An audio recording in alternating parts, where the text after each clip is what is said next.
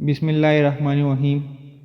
हदीस नबवी सल्लल्लाहु अलैहि वसल्लम है कि रसूलुल्लाह सल्लल्लाहु अलैहि वसल्लम से पूछा गया कि हम बिस्तरी के दौरान अज़ल करना जायज़ है।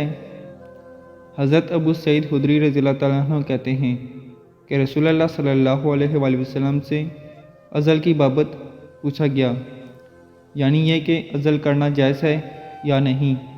तो आप सल्लल्लाहु अलैहि वसल्लम ने फरमाया, मनी के सारे पानी से बच्चा नहीं बनता, बल्कि इसके लिए एक ही कतरा काफ़ी है।